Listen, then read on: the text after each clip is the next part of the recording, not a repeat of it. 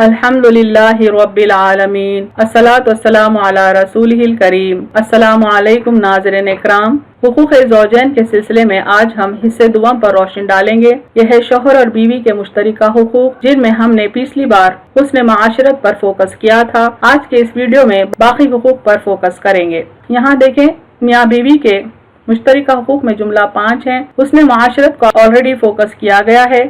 बाकी के हैं इबादत और दीनी कामों में बाहमी ताउन, एक दूसरे के लिए जीनत इख्तियार करना, अज़वाजी ताल्लुकात का हक और एक दूसरे के तरके में विरासत का हक। फोकस करते हैं दूसरे हक पर, यानी इबादत और दीनी कामों में बाहमी ताउन यानी mutual support in the way of Islam. उसने माशरत के साथ साथ मियाँ बीवी को इबादत और दीनी कामों में एक दूसरे की मदद करनी चाहिए और उसकी तरगीब देनी चाहिए, यानी एक दूसरे के साथ बेहतर सलूक रवा रखते हुए मियाँ बीवी के लिए ये भी जरूरी है कि वो दीनी कामों में एक दूसरे की मदद करें, यहाँ तक कि इबादत और दीनी कामों के सिलसिले में एक दूसरे को तरगीब भी दें, यानी एक दूसरे को इनकरेज करें, मोटिवेट करें। हुज़ूर सल्लल्लाहु अलैहि वसल्लम ने फरमाया, अल्लाह ताला उस मर्द पर रहम फरमाए जो रात में उठकर नमाज पढ़ता हो और अपनी बीवी को भी उठाता हो, वो भी नमाज पढ़ती हो और अगर उठने से इनकार करती हो तो उसके चेहरे पर पानी की छींटे मारता हो। और अल्लाह ताला उस औरत पर रहम फरमाते हैं जो रात में उठकर नमाज पढ़ती हो और अपने शौहर को भी उठाती हो, वो भी नमाज पढ़ता हो, अगर वो उठने से इनकार करता हो तो उसके चेहरे पर छींटे मारती हो। यानी आप सल्लल्लाहु अलैहि वसल्लम इस हदीस में फरमाते हैं कि अल्लाह ताला उस मोमिन मर्द और उस मोमिन औरत पर रहम फरमाते हैं जो एक दूसरे को रातों में इबादत के लिए उठाते हैं। आप सल्लल्लाहु अलैहि वसल्लम ने एक मर्तबा रात की इबादत में शरीक करने के लिए अज़वाज मुतहरात को इस तरह आवाज दी, कौन है जो हुजरों में आराम करने वाली उम्महातुल मोमिनीन को जगाए। यानी आप सल्लल्लाहु अलैहि वसल्लम का ये मामूल था कि रातों की इबादत किया करते थे और खास तौर पर रमजान के महीने में उम्महातुल मोमिनीन को भी इबादत के लिए जगाया करते थे। दरअसल दीनी कामों में एक दूसरे का ताउन आखिरत की तामीर का पहला जीना है और जहन्नुम की आग से खुद को महफूज रखने का इंतजाम है। यानी अपनी इबादत पर कायम रहते हुए एक दूसरे को दीनी कामों की तरगीब देना, बल्कि एक दूसरे को ताउन देना, ये दरअसल हमारी आखिरत को संवारता है और हमको जहन्नुम की आग से महफूज रखता है। सूरह तहरीम में अल्लाह ताला फरमाते हैं, या अय्युहल्लज़ीना आमनू कू अंफुसकुम व अहलीकुम नारा, ऐ लोगों जो ईमान लाए हो, बचाओ अपने आप को और अपने अहल व अयाल को। यानी अल्लाह ताला ये ताकीद करते हैं मोमिन बंदों को कि सिर्फ अपने आप को बचाने की फिक्र ना करें, बल्कि अपने घर के अफराद को भी जहन्नुम की आग से बचाने की फिक्र करें। हज़रत क़तादा रज़ियल्लाहु अन्हु और मुजाहिद रज़ियल्लाहु अन्हु इस आयत की तफसीर में फरमाते हैं कि खुद को अमाल के जरिए बचाओ और अपने घर वालों को अपनी नसीहत व वसीयत के जरिए। यानी अपने आप को जहन्नुम की आग से बचाने का तरीका ये है कि हम आमाले सालिह करें और घर वालों को जहन्नुम की आग से बचाने का तरीका ये है कि हम उनको नेक कामों की नसीहत करें और गुनाहों से रोकते रहें। और ऐसे अहल वयाल से होशियार रहने की ताकीद की गई है जो आखिरत की जिंदगी में रुकावट बने, लेकिन उनकी इस्लाह की फिक्र और कोशिश करने के बजाय उसको इस तरह मसला बनाने से रोका गया है जिसकी वजह से घर बिखर कर रह जाए, बल्कि माफ करने का हुक्म दिया गया है। यानी अल्लाह ताला कुरान में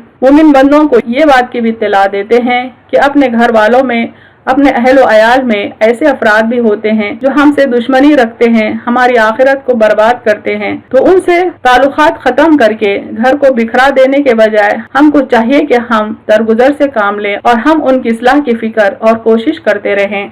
जैसा कि सूरह तगाबुन में अल्लाह ताला फरमाते हैं, या अय्युहल्लज़ीना आमनू इन्ना मिन अज़वाजिकुम व औलादिकुम अदुव्वन लकुम फहज़रूहुम व इन तअफू व तस्फ़हू व तग़फ़िरू फ़इन्नल्लाहा गफ़ूरुर रहीम। ऐ लोगों जो ईमान लाए हो, तुम्हारी बीवी और तुम्हारी औलाद में से बाज़ तुम्हारे दुश्मन हैं, उनसे होशियार रहो और अगर तुम अफ़ू व दरगुजर से काम लो और माफ कर दो तो अल्लाह गफ़ूर व रहीम है। यानी अल्लाह ताला मोमिन बंदों से मुखातिब होकर कहते हैं, उनको वार्न करते हैं कि तुम्हारे फैमिली मेंबर्स में बाज़ तुम्हारे दुश्मन है, यानी मुमकिन है कि उनकी दुश्मनी से हमारी दुनिया भी मुतासिर हो और हमारी आखिरत भी मुतासिर हो। हमको अलर्ट रहना चाहिए, लेकिन रिश्तों को खत्म करके घर को वीरान नहीं करना चाहिए, बल्कि हम उनसे दरगुजर से काम लें और उन्हें उनकी गलतियों पर माफ कर दें, तो बेशक अल्लाह गफूर व रहीम है। यानी हमारे भी गुनाहों को अल्लाह ताला माफ कर देगा और उनकी मगफिरत भी फरमा देगा।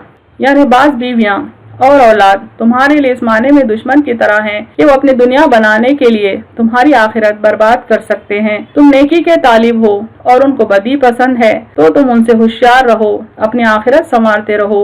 لیکن اس کی وجہ سے ان کے ساتھ سختی نہ کرو، یعنی تعلقات ختم نہ کرو۔ اللہ تعالیٰ اجازت تو دیتے ہیں کہ ہم ان سے فاصلہ رکھیں، لیکن اللہ تعالیٰ یہ بات پسند نہیں کرتے کہ ہم ان سے تعلقات ختم کر لیں، کیونکہ یہ ہماری ذمہ داری ہے کہ ہم عفو اور درگزر سے کام لیتے ہوئے ان کی تعلیم و تربیت کا کام کرتے رہیں، ان کو گناہوں سے بچانے کی فکر کرتے رہیں۔ اسلام نے اس حد تک ازواجی زندگی کی حفاظت کی ہے کہ بال بچے اگر دین بیزار بھی ہوں تو تم ان سے بیزار نہ ہو اور ان سے درگزر کرتے ہوئے ان کی اصلاح کی امید قائم رکھو۔ اور اللہ کے کلام کی بلاغت دیکھیے کہ یہاں دو لفظ استعمال کیے گئے، ایک عفو جس کے معنی ہے بدلہ لینے کا، ارادہ کر لینے کے بعد ارادہ بدل دینا، اور دوسرا صفح جس کے معنی ہے کسی ناپسندیدہ بات کو خاطر میں نہ لانا اور اس کو عام نہ کرنا، یعنی ان معاملات کو پردے میں بھی رکھا جائے اور ان کو بنیاد بنا کر بات آگے بھی نہ بڑھائی جائے، یعنی گھر والوں سے کس طرح سے ہم ڈیل کریں، معاملہ کریں۔ یہ تفصیل سمجھاتے ہوئے اللہ تعالیٰ نے دو الفاظ کا استعمال کیا ہے اس آیت میں، ایک لفظ عفو ہے اور دوسرا لفظ صفح ہے۔ عفو کے معنی ہے بدلہ لینے کا ارادہ کرنے کے بعد ارادہ بدل دینا، یعنی ان سے ہم بدلہ نہ لیں، اور دوسرا جو لفظ صفحہ اس کے معنی ہے کہ کوئی حرکت یا کوئی بات پسند نہ آئے تو اس کو اوور لک کر دیں، اس کو نہ پھیلائیں، اس کو عام نہ کریں، یعنی لوگوں میں اس کا ذکر نہ کریں، بلکہ گھر والوں کے غلطیوں کو پردے میں رکھیں، ان کی غلطیوں کو بنیاد بنا کر بات آگے نہ بڑھائی جائے۔ میاں بیوی کا ایک دوسرے پر جو تیسرا حق ہے وہ ہے ایک دوسرے کے لیے زینت اختیار کرنا، یعنی بیوٹیفائنگ ون سیلف فار another۔ عورت کو اللہ تعالیٰ نے مرکز جمال بنایا ہے، یعنی عورت کو اللہ تعالیٰ نے خوبصورتی کا مرکز بنایا ہے، سجنے سنورنے کی خواہش اس کی فطرت میں رکھ دی گئی ہے، اسی لیے سونا چاندی جو اصلاً کرنسی کی بنیادیں ہیں اور ان کو بازار میں گردش میں رہنا چاہیے، روک کر نہیں رکھنا چاہیے، لیکن عورت کی اسی فطری خواہش کو اہمیت دیتے ہوئے اس کو سونے چاندی کے زیورات پہننے کی اجازت دی گئی ہے، یعنی عورت کی فطرت میں یہ بات رکھ دی گئی ہے کہ وہ اپنے آپ کو سجائے سنوارے، اور اسی فطرت کی بنیاد پر اس کو اجازت دی گئی ہے کہ وہ سونے چاندی کے زیورات پہنے۔ ہاں یہ ضرور حکم دیا گیا کہ ان کی نمائش نہ ہو۔ جن محرم مردوں کے سامنے اس زینت کو ظاہر کرنے کا حکم دیا گیا ہے ان میں سب سے پہلے شوہر کا ذکر ہے، یعنی عورت اپنی سجاوٹ، اپنا بننا سورنا غیر کے آگے نہ کرے، ان کے آگے ان چیزوں کی نمائش نہ کرے، بلکہ یہاں بتایا گیا ہے کہ محرم مردوں میں شوہر کا حق سب سے اولین ہے کہ وہ اپنی زینت کو اس کے آگے ظاہر کریں، وَلَا يُبْدِينَ زِينَتَهُنَّ إِلَّا لِبُعُولَتِهِنَّ، اور اپنی زینت کو ظاہر نہ کریں مگر اپنے شوہروں کے لیے۔ حضرت سلمان فارسی رضی اللہ عنہ نے جب حضرت ام دردہ رضی اللہ عنہا کو زیب و زینت سے عاری دیکھا تو ان کی اس حالت پر حیرت کا اظہار کیا، اور جب معلوم ہوا کہ ان کے شوہر نامدار حضرت ابو دردہ رضی اللہ عنہ کو اس سے دلچسپی نہیں تو ان کو نصیحت کی اور فرمایا تمہاری بیوی کا بھی تم پر حق ہے۔ حضور صلی اللہ علیہ وسلم نے حضرت سلمان رضی اللہ عنہ کے اس مشورے کو حق بجانب قرار دیا اور اس میں میاں بیوی دونوں کے لیے نصیحت تھی، یعنی یہاں پر واقعہ بتایا جا رہا ہے کہ حضرت ابو دردہ رضی اللہ عنہ اپنے ازواجی تعلقات سے دلچسپی نہیں رکھتے تھے، جس کے سبب ان کی بیوی ام دردہ رضی اللہ عنہا نے کبھی اپنے آپ کو سجائے سوارے رکھنے کی ضرورت محسوس نہیں کی۔ حضرت سلمان فارسی رضی اللہ عنہ کو جب ان باتوں پر نظر پڑی تو آپ نے حضرت ابو دردہ کو حکم دیا کہ اپنی بیوی کا بھی حق ادا کرے، چونکہ بیوی کا بھی شوہر پر حق ہوتا ہے۔ حضور صلی اللہ علیہ وسلم کو جب اس بات کی اطلاع ہوئی تو آپ نے حضرت سلمان رضی اللہ عنہ کی اس بات کو حق بجانب قرار دیا۔ جس طرح بیوی کا شوہر کے لیے سجنا سنورنا اس کا حق ہے، اسی طرح شوہر کا بیوی کے لیے اچھی حیت میں رہنا اور مناسب لباس زیب تن کرنا بھی پسندیدہ اور مستحب ہے۔ یعنی صرف بیوی کا یہ فرض نہیں کہ شوہر کے لیے اپنے آپ کو سجائے سنوارے، بلکہ شوہر کا بھی یہ فرض ہے کہ اپنی بیوی کے لیے مناسب ترین لباس پہنے اور اچھی حیت میں رہے۔ نبی اکرم صلی اللہ علیہ وسلم جب گھر میں داخل ہوتے تھے تو مسواک فرمایا کرتے تھے۔ اس میں یہ بھی پہلو ہے کہ گھر والوں کے درمیان آدمی تر و تازہ رہے، یعنی آپ صلی اللہ علیہ وسلم جب کبھی گھر میں داخل ہوتے تو سب سے پہلا کام جو آپ کرتے تھے وہ تھا مسواک کرنا۔ اس بات سے ہم کو یہ بھی معلوم ہوتا ہے کہ گھر والوں کے لیے ہم اپنے آپ کو تر و تازہ رکھیں، فریش رکھیں، نیٹ اینڈ کلین رکھیں۔ حضرت ابن عباس رضی اللہ عنہ سے مروی ہے، میں اپنی بیوی کے لیے ایسے ہی زینت اختیار کرتا ہوں جیسے وہ میرے لیے سنورتی ہے۔ یعنی صحابی حضرت ابن عباس رضی اللہ عنہ کا یہاں پر بیان ہے کہ اپنی بیوی کا بھی وہ ایسے ہی خیال رکھتے ہیں جیسے کہ ان کی بیوی ان کا خیال رکھتی ہے، یعنی بننے سنورنے کے معاملات میں۔ امام ابو یوسف رحمۃ اللہ علیہ سے منقول ہے، جیسے مجھے پسند ہے کہ وہ میرے لیے زینت اختیار کرے، اسے بھی پسند ہے کہ میں اس کے لیے زینت اختیار کروں۔ یعنی جیسا شوہر چاہتا ہے کہ بیوی اس کے لیے بنے سنورے، اسی طرح بیوی بھی یہ چاہتی ہے کہ اس کا شوہر بھی اس کے لیے اپنے آپ کو مینٹین کرے، زینت اختیار کرے۔ میاں بیوی کے مشترکہ حقوق میں چوتھا ہے ازدواجی تعلقات کا حق، یعنی کنوبیل رائٹس۔ حق مباشرت بھی ایک مشترکہ حق ہے۔ اسلام نے اس تعلق کو عبادت اور اس کو ثواب صدقہ کے مماثل قرار دیا ہے، یعنی حق مباشرت بھی اسلام کی نظر میں ایک عبادت ہے اور ثواب کا ذریعہ ہے۔ بیوی کا فرض ہے کہ شوہر کی جنسی خواہش کا احترام کرے۔ نکاح صحیح کے بعد بغیر کسی شرعی عذر کے عورت کے لیے شوہر کو ازدواجی تعلقات سے باز رکھنا درست نہیں ہے۔ یعنی جب نکاح صحیح ہوا ہے، ویلڈ ہوا ہے، تو بغیر کسی ریزن کے عورت کے لیے پرمیٹڈ نہیں ہے کہ وہ شوہر کو ازدواجی تعلقات سے روکنے کی کوشش کرے۔ حضرت ابو ہریرہ رضی اللہ عنہ سے روایت ہے کہ رسول اللہ صلی اللہ علیہ وسلم نے ارشاد فرمایا، جب کوئی شوہر اپنی بیوی کو بستر پہ بلائے اور وہ انکار کرے اور اس حال میں اس کا شوہر اس سے رات بھر ناراض رہے تو فرشتے صبح تک اس پر لعنت بھیجتے ہیں۔ یعنی بغیر کسی وجہ کے اگر بیوی شوہر کے بلانے پر نہیں جواب دیتی ہے اور اگر شوہر اس سے ناراض رہتا ہے تو پھر فرشتے صبح تک اس عورت پر لعنت بھیجتے ہیں۔ عورت تنور پر بھی کام کر رہی ہو اور شوہر اپنے اس ضرورت کے لیے بلائے تو اسے لبیک کہنا چاہیے۔ یعنی شوہر کے بلانے کو کتنا امپورٹنٹ سمجھے بیوی، اس کا اس حدیث میں ذکر کیا گیا ہے۔ اسی طرح مرد کے لیے بھی ضروری ہے کہ وہ بیوی کی اس فطری خواہش کا خیال رکھے۔ بعض فقہاء نے اسلام میں 4 شادی کی اجازت کو دیکھتے ہوئے کم از کم 4 دن میں ایک مرتبہ اس حق کی ادائیگی کو ضروری قرار دیا ہے، لیکن صحیح یہ ہے کہ ایسی کوئی تحدید نہیں۔ میاں بیوی کا آپسی معاملہ ہے اور یہ ان کے نشاط پر موقوف ہے، لیکن زیادہ تاخیر بھی نہیں ہونی چاہیے، چونکہ اسلام میں ایک آدمی کو 4 بیویوں کی اجازت دی گئی ہے۔ اسی لیے بعض فقہاء، بعض علماء نے یہ کہا کہ آدمی کم سے کم ایک دن ایک بیوی کے ساتھ گزارے، لیکن ایسا کوئی ہارڈ اینڈ فاسٹ رول نہیں ہے، بلکہ وہ ہر ایک کا خیال بیک وقت رکھ سکتا ہے اور یہ بھی دیکھے کہ کسی بیوی کے پاس جانے میں زیادہ تاخیر نہ ہو۔ حضرت عمر رضی اللہ عنہ نے جب ایک عورت کی آواز سنی کہ وہ اپنے خاوند کے فراق میں کچھ اشعار گنگنا رہی ہے تو آپ نے اس عورت کو بلا بھیجا اور معلوم کیا کہ کیا یہ آواز تمہاری ہی تھی؟ اس نے کہا جی حضور۔ آپ نے پوچھا کیوں؟ اس نے کہا آپ نے جو میرے شوہر کو لشکر کے ساتھ بھیج دیا ہے۔ چنانچہ آپ نے حضرت حفصہ رضی اللہ عنہا یعنی آپ کی بیٹی سے معلوم کیا کہ ایک عورت کتنی مدت اپنے شوہر کی جدائی برداشت کر سکتی ہے۔ انہوں نے جواب دیا 6 مہینے۔ اس کے بعد آپ ہر فوجی قافلے کو زیادہ سے زیادہ 6 مہینے کے لیے بھیجتے۔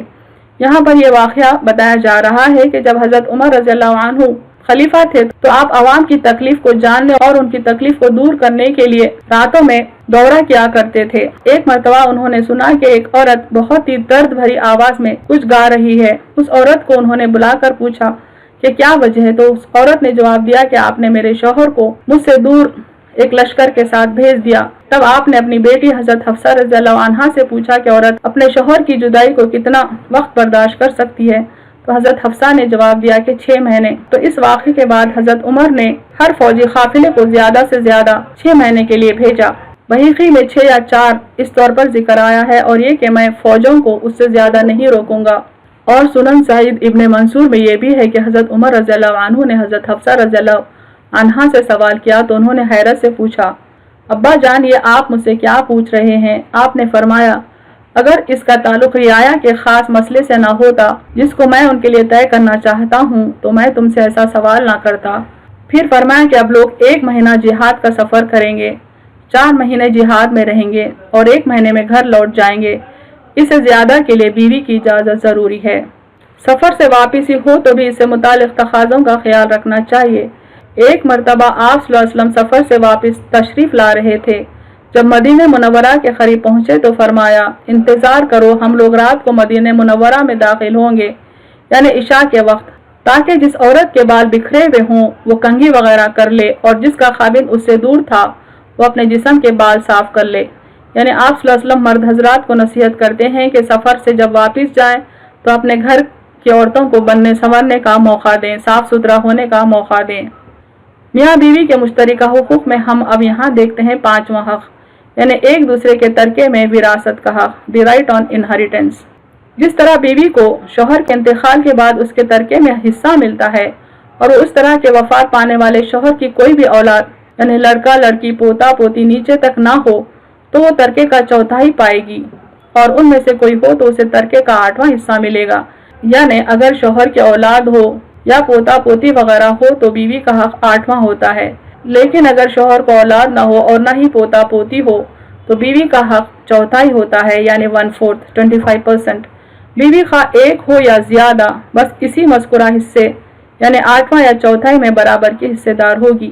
اسی طرح شوہر کے لیے بھی بیوی کے ترکے میں حصہ متعین ہے۔ اگر وفات پانے والی بیوی اسی طرح صاحب اولاد نہ ہو جس طرح اوپر ذکر کیا گیا تو شوہر کو اس کے ترکے میں سے نصف حصہ ملے گا، ورنہ 1/4۔ یعنی اگر بیوی کی کوئی اولاد نہیں اور نہ ہی پوتا پوتی ہو تو شوہر کو بیوی کے ترکے کا آدھا ملے گا، لیکن اگر بیوی کو کوئی اولاد ہے یا پوتا پوتی ہے تو شوہر کا حق چوتھائی ہوگا۔ اس کے علاوہ بھی اور بہت سارے مشترکہ حقوق و واجبات ہو سکتے ہیں۔ ایک دوسرے کے رازوں کو چھپانا اور عیوب کی پردہ پوشی کرنا، ایک دوسرے کی ان باتوں کو برداشت کرنے کی کوشش کرنا جو اپنے مزاج کے خلاف ہو۔ یعنی 5 اہم ترین حقوق ہم نے اوپر ذکر کیے ہیں۔ ان کے علاوہ اور بھی حقوق ہو سکتے ہیں، مثال کے طور پر ایک دوسرے کی کمزوریوں کو ڈھانپنا، ایک دوسرے کے سیکریٹس کو ہائیڈ کرنا، ایک دوسرے کی باتوں کو برداشت کرنا، ٹالریٹ کرنا، خاص طور پر ایسی باتیں جو اپنے مزاج کے خلاف ہو۔ شوہر بیوی کے اہل خاندان کو برا بھلا نہ کہے، اسی طرح بیوی شوہر کے اہل خاندان کو لعن طعن نہ کرے وغیرہ۔ یعنی اکثر لڑائی جھگڑوں میں یہ دیکھنے کو ملتا ہے کہ شوہر بیوی کے خاندان کو برا بھلا کہہ رہا ہے اور بیوی شوہر کے خاندان کو برا بھلا کہہ رہی ہے۔ ان باتوں سے بھی منع کیا گیا ہے۔ وآخر دعوانا ان الحمد للہ رب العالمین۔